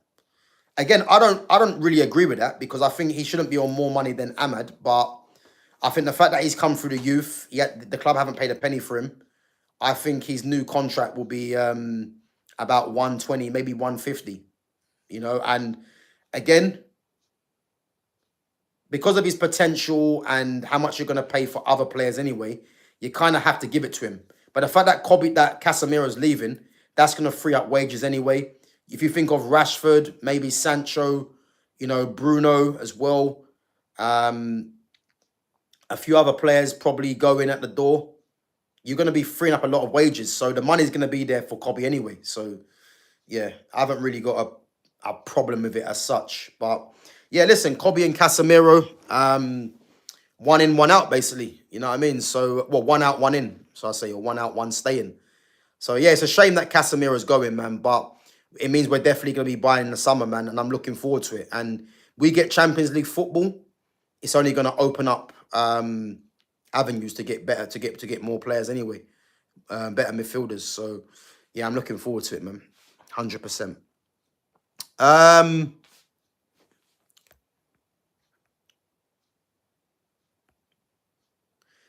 Casemiro isn't worth his 350 a week wages. I mean, to be honest with you, who is worth that kind of money in this era of football right now anyway? But again, Man United were foolish to give him that money anyway because, you know, not saying he doesn't deserve the money for what his career has done, but if you why would you pay 350 a week to a central midfielder? Like, if you're gonna pay that kind of money, you're gonna pay that to a game changer, you know, a Leo Messi, a Neymar, a Yamal, you know what I mean? Someone that's gonna win you games, like a Maverick kind of player, you know. But Casemiro really shouldn't have been on 350 in comparison to how much you paid for a transfer fee. And the fact that obviously he was what, you know, past 30 as well. That shouldn't have happened. But the thing is, you know, you can't underestimate his career. But he shouldn't have been on that kind of money. Like, I think everyone knows that. But I was hoping that they could have renegotiated a new contract for him for another year, you know, on less money. But again, wherever he goes, he'll be getting the bulk of his money anyway. So, you know what I mean? He's played it well, man. That's what you will say, you know. Gav, how much would you pay for Palmer? 80 to 100 mil? Yeah, easily. But Chelsea are not going to sell him for that anyway. You know, they're going to drive a hard bargain. I think if anyone wants Cole Palmer, you know, the starting price is going to be like 150. So it's going to be a non-starter. The only way Man United can go and get a Cole Palmer is if Cole Palmer hands in a transfer request, you know, or he runs his contract down, but he's got a long contract. So I just don't know how it's going to happen, you know. But it's not something that's going to happen within the next couple of seasons for me. You know, I'd love it to, but I can't see it. I see clips on the Glazers out, which I would always support a Glazer out movement. But football opinions are shocking. And as a personality, I just don't rate him. Don't know many that do. Who's that? Is that about Greenwood? Why do you dislike Bruno so much? Do you know what it is? Yeah, I don't dislike Bruno so much. Like, it's not even about that for me. Yeah, but this is where I am with Bruno Fernandes. Yeah, he's been at Manchester United for how long now? What, 6, 7 years? And since he's been at the club, you know, again, I'm not saying it's all Bruno's fault. Yeah, but we have been in a decline ever since he stepped foot onto the pitch. Yeah, and again, people look at his numbers and they think that his numbers are a case of him, you know, being absolved of any blame. Because the way football's gone now is that You could play shit for 90 minutes, but get a goal and everything's forgotten about. This is how Bruno Fernandes works. Yeah, I look at Bruno when he first came into the club. You know, and even though he was getting goals, the bigger picture was this ain't gonna be sustainable and it's not gonna be good for the team. Because I watched Bruno come into the club, and Ollie even said it. Let Bruno do what he was doing at Sporting Lisbon. Yeah, but he was doing it to the detriment of the team. His numbers were going up, but the performances from the team were a concern. And a lot of it was down to the amount of times that Bruno was emptying the midfield, leaving the other midfielders with a lot of work to do so he can go and get numbers. Yeah. And for me, I would much prefer Bruno to play as part of the team rather than him being solely focused on what numbers he can get to make himself look relevant. Yeah. And a lot of fans are falling into that trap, And as I said, I'm doing a thing right now, great to the games. And a couple of the players that I've done so far, Zidane, Ronaldinho, Francesco Totti, and I think and Zidane, yeah. Go and have a look at their numbers. Bruno Fernandes was getting better numbers than these guys by an absolute mile. But there's no one that can come and tell me that he's better than any of them players. So this is the problem. People look at Bruno and think because he's been getting numbers, because I'll argue with anyone, yeah, I haven't seen Bruno Fernandes put in 3 or 4 good games in a row since he's been at Man United. A lot of his game is masked over with numbers, and this is where the game's gone now, yeah. So what I would say, when Bruno plays well, I'll give him credit. Against Man City, there was no criticism. Do I think he played as good as what a lot of people thought he did? No. But I think he had an impact. His assist to Mbuemo was a very good assist, good weight of pass, and good decision making. So that goes without saying. But when people say why do I dislike him so much, I look at the antics. Under Amorim, he was an absolute disgrace. Under Carrick so far, it seems like the antics have stopped a little bit, but we're gonna see against Arsenal because he might resort to familiar, yeah. But under Amorim, he was throwing his arms up in the air, telling people where to run, basically just thinking that he can do whatever he wants on the pitch, yeah. And I've said this plenty of times. If I was a teammate of Bruno, we would already be fighting, because there's no way I'm gonna allow a player try and tell me what to do on the pitch, and when he's doing it with his arms thrown up in the air, that will never happen. So that's where I'm at with Bruno Fernandes, and the fact that we kept him, or Amorim decided to try and push to keep him when we could have literally had two new midfielders right now and money to spend.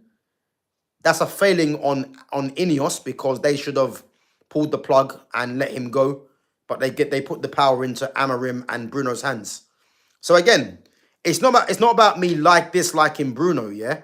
Bruno's a detriment to the team, whether people like it or not. If you put away his numbers to the side, if we want to go in a direction where, we want to see good football or we want to progress, we have to look past Bruno Fernandes. It's that simple, whether people like it or not. So, yeah, that's just what it is, man. That is what it is.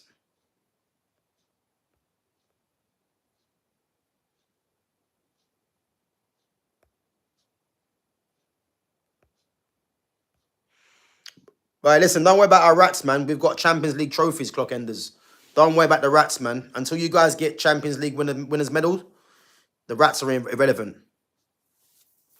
Oh, okay, I get you. Big up, Fitz. Don't mention that guy's name on my channel again, though, man. We don't want to be associated with people like that, man. That guy's a clown.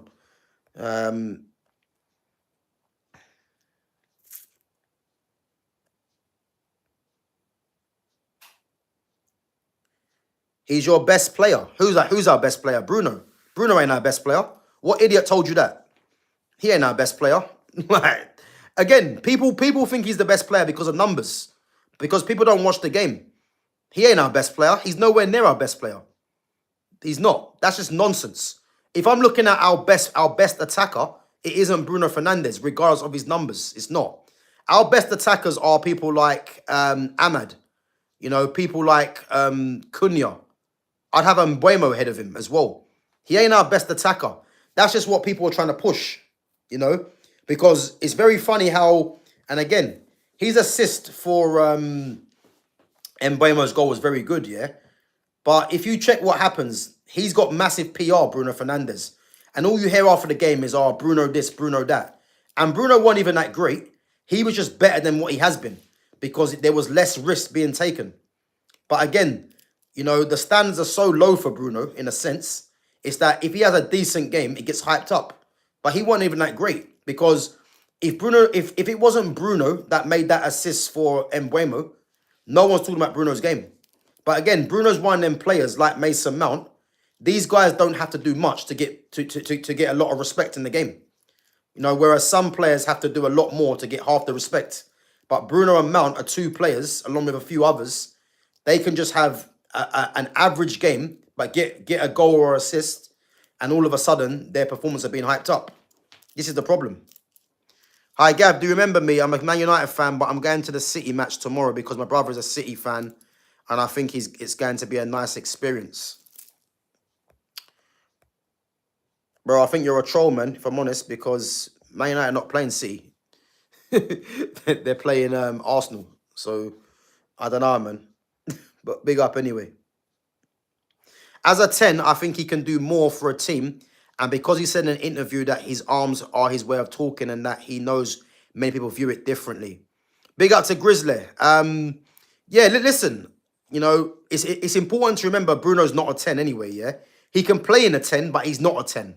But what I would say is that, yeah, he's better as a number 10 than he is as a 2 in midfield and in a 3-4-2-1. But at what point do we start saying, yeah, we need to move on from Bruno Fernandes? Because Bruno Fernandes is going to be 32 next season. You know, he's on a lot of money. He's come out and spoke about the board, etc. You know, I would much rather see this team go and invest in, you know, new midfielders like Baleba, like Wharton, like Anderson, and let Kobbie Manu thrive in a higher position because we need to be looking to the future now. Bruno's had his time at Man United. Whether people think the club have failed him or not, you know, that's irrelevant because this same talk wasn't given for Paul Pogba. So I'm not really I'm not really hearing this when people say, you know, United have failed Bruno. United failed Pogba. They brought Pogba in as the big money signing and didn't build a team to get the best out of Pogba. You know, Ole Gunnar Solskjaer had Pogba doing that right-wing chores at Liverpool, at Anfield. So, again, I'm not really here for the Bruno prop, yeah? But what I would say is that we need to move on from Bruno Fernandes. We need to move on from him. And the quicker we do that, you know, I can see a bright future. The fact that we got Kobbie Manu, who Carrick has already said he sees as an attacker, it's even more reason to be moving on Bruno and invest in the team properly. Go and get 2 new midfielders. Go and get a left winger if you're not going to bring back Sancho. You know, go and get a right back as cover for Mazraoui, you know, and get rid of Dallo. You know, go and improve the team. And if you go and do that, this whole Bruno Fernandes thing will quickly die down because Bruno ain't no saviour for Man United. You know, since he's been captain, we have recorded our lowest ever finishes as a club. So Bruno's had good moments at Man United. He has, you know, some good moments at United. But on the whole, you know, him being captain, he hasn't really led us to anything. So, again, him throwing his arms up in the air, I disagree with that as well. Because, you know, the very fact that the fan base, you know, have taken Bruno to their hearts, this is why Bruno feels he can do what he wants. But I guarantee you this, yeah, if he was playing in an era with the Roy Keanes of this world or the you know, I'm trying to think of players that are quite fiery at Man United. Put this way, if he was playing with some fiery characters, yeah, he wouldn't be doing half of what he's doing. He's only doing that, yeah, because again, the majority of the team are quite young, you know, and the players that are older are new players to the club. So again, he feels like he can do what he wants, yeah. But my thing is, when he's telling people where to run, when he's telling people, you know, what pass to make, you know, or if he loses the ball, it's someone else's fault. That ain't a captain. So him using his hands as a way of expressing himself or whatever, again, he can do it in a better way. That's what I would say. And again, I don't really believe that anyway. The Champions League trophies need a dusting, Gav. Yeah, I would say you guys can dust it off, but you guys don't know what it feels like. So it is what it is, man. It is what it is. Who's our best player? Well, what team do you support? Liam Jones, what team do you support?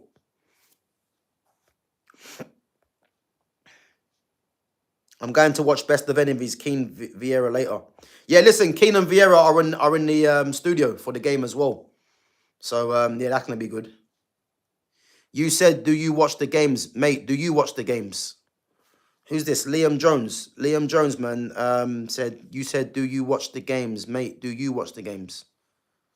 Liam, first and foremost, if you're talking to myself, yeah, don't be coming in there with your capital letters for one, yeah, and don't be coming on there and it's your first time on there, and you're telling me about do I watch the games? I do, which is why I'm saying to you.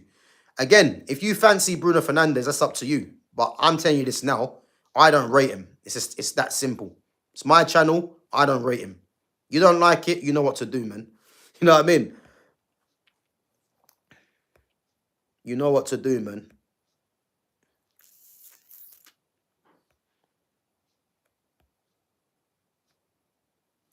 This guy is trolling. At no point solid Ollie have Pogba playing right wing. He played left wing for 2 games. Guys getting timelines mixed up. It was Mourinho who played Pogba right wing 1 game. Again, you're dumb, yeah? Go and watch when United played Liverpool at Anfield, yeah? Go and have a look where Pogba was playing. When you come on here, yeah, come correct. Don't just come on there and talk nonsense, yeah? Because you're embarrassing yourself. You know what I mean? You're coming on there telling me that Pogba didn't play on the wing. Whether he played right wing or left wing against Liverpool is besides the point, yeah? Ole Gunnar Solskjaer played him on the wing, so Bruno could play in a 10. I'm not sure how old you are, but go and check it for yourself because you're coming on there and you're embarrassing yourself. You know what I mean? You're embarrassing yourself. It don't matter if it was 1 game or 2 games. The very fact that we had our best player playing on the wing, doing up wing chores, yeah, for Bruno Fernandes is the problem. So again, go and check your facts before coming on there talking shit, man. You know what I mean?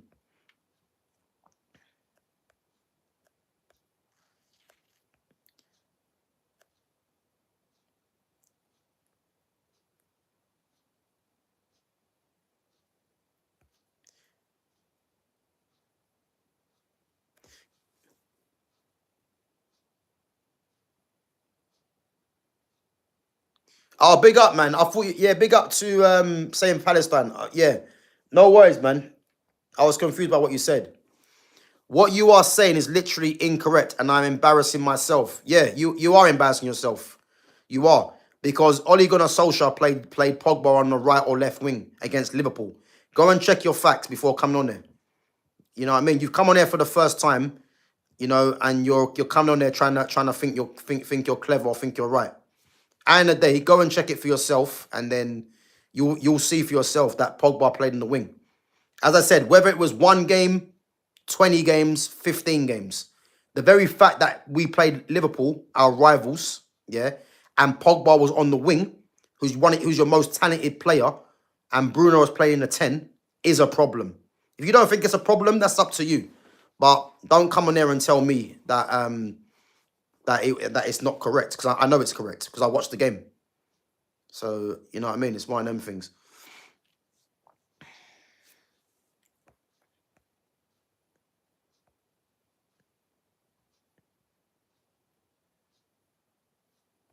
Yeah, big up clockenders. There we go, man. If you can disagree with my opinion, but don't come on there with that attitude, because you're not forced to be here, man. It's that simple. Gav, I watch pretty much all your streams except when I'm in school, obviously. Yeah, big up, man. Big up. Liam says, left wing isn't opposite to right wing. Your statement is factually incorrect. Liam, listen. Liam, listen, yeah? You're coming on there, yeah? And Again, big up for coming on first time, yeah. But when you're trying to come on here and recorrect me, yeah, it's not good, man. Because it's one of them things where you're trying to be clever. Left wing isn't the opposite to right wing. So what is the opposite to left wing then? Tell us. Tell us where your thinking is at. Where your thinking's at. Tell us where your thinking's at. Because the whole point I'm trying to make to you, whether Pogba played left wing, right wing, he didn't play in the center of the pitch. And the point I'm trying to make to you, yeah, is that he was not playing in the center of the pitch to do up left or right wing. In actual fact, he played right wing, I remember, because he was doing up, tracking back Andy Robertson. So again, I don't know where you're trying to go with this. You know what I mean? Where you trying to go with this? What, you trying to be clever? Yeah, I don't get it. But the point I'm trying to make to you is that he played right wing, doing up chores, tracking back Andy Robertson. The point is he should never have played in the first place. It's that simple. So let's move on. You from West London? I'm not, my guy, man. I'm not from West London. I'm from the Essex area, man. Big up, though. Guys, we're going to wrap it up in a couple of minutes. So if you guys got any last questions or comments, make sure you get them in. And as I said, guys, we are going to be back. I might be back tomorrow. Not sure yet. But definitely we're going to be here on Sunday at 4 o'clock for the live watch-along. Man United versus Arsenal. So yeah, make sure you guys come through, support the channel, and get involved in the watch-along because it's going to be a tense game. And if you're an Arsenal fan, listen, I want to see the energy because when we win the game, you guys are going to be upset. All right, Liam, man, well done. You've embarrassed yourself. You're not really listening. Let's just move on, man. Big up for coming on the channel anyway. Big up, man. If it's not for you, then I understand. But yeah, we're not getting anywhere. Like you're not really listening. So it's pointless.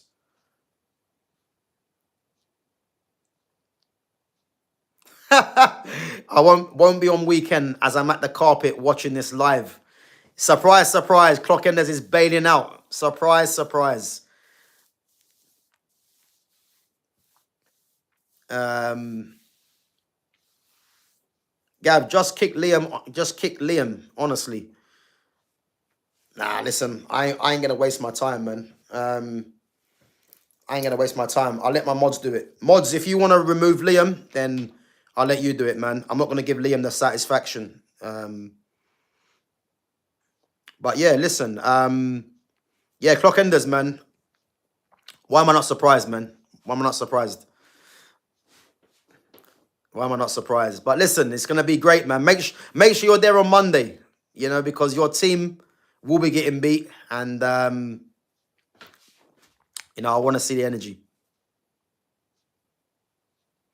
Now, listen, we're gonna wrap it up anyway, guys. But But listen, big up to yourselves. Big up to yourselves each and every time. Big up to all the mods. Big up to all the newcomers as well. And listen, we got a massive game on Sunday, man. And yeah, big up Clock Enders, man. No worries. We got a massive game coming up, man, on Sunday. And we have to get the 3 points, man. We have to get the 3 points by any means necessary. As I said, I don't care if it's a 1-0 scrappy win. I don't care if it's yeah, I just don't care, man. Listen, I just need the 3 points, man. And again, even if we don't win the game, we have to take something off Arsenal. It has to be done, and that's where I'm at, So yeah, that's what I'll be hoping for, man. But yeah, listen, guys, we're gonna be here Sunday, as I said, live watch along. So make sure you guys come through. We're gonna be starting at 4 o'clock. Obviously, kickoffs at 4:30. So yeah, we're gonna go through the lineup to see who's playing, and then yeah, we're gonna be doing the watch along for this tense game, man. So yeah, make sure you guys come through and interact as always. Yeah, it's gonna be good, man. So as I said, I'm looking forward to it. It's probably the game I've been looking forward to most this season because there's a lot riding on it. Because if we win the game, you know, Champions League football for me is gonna be a certainty with one game a week. And again, if we stop Arsenal, telling you now, man, that's them. That's their title challenge derailed. I'll tell you that now, because City will beat Wolves, guys. I'm telling you now, they will beat Wolves, and Arsenal will need to respond. And I'm telling you now, you see 4 points, it will go just like that. Because I'm telling you this now, City will beat Arsenal at the Etihad. They're gonna beat them. I'm telling you, they're gonna beat them. So I'm looking at really when we beat Arsenal and City win, I'm looking at 1 point between City and Arsenal. And again, you know, they've got tough games coming up. But we'll have to wait and see. But yeah, listen, big up to everyone. Big up to all the newcomers as well. Big up to the mods. Guys, make sure you smash the like button on the way out. Make sure you sub to the channel. Make sure you share the channel. And check out all my other content as well. Obviously, there's a new playlist that's gone up. That's being done at the moment. And there'll be a few coming out tomorrow as well. So it's the greats of the game. And again, what that is, it's just me talking on, you know, some of the greats of the past. I've done Zidane. I've done Ronaldinho. I've done the real Ronaldo, which is R9. I've done Francesco Totti as well. And I've got a few coming out tomorrow as well. So yeah, keep an eye on that. And again, if there's anyone else that you guys would like me to discuss, then just, yeah, let me know in the comments or whatever. And so again, I've got a list that I'm working through. You know, obviously Fitz gave me a list as well. So I'm working through a few of them. So yeah, keep an eye on that and check out all my other content as well. So yeah, and make sure you're interacting with the channel as always. But guys, if anything, big up yourselves, as I said. And if not tomorrow, I'll catch you guys on Sunday, man. And make sure you're there because it's going to be one hell of a game, hopefully. And I'm telling you now, we have to get the 3 points, Man United. So let's see what happens. But other than that, guys, have a good rest of your weekend. And we'll catch up soon. Take it easy.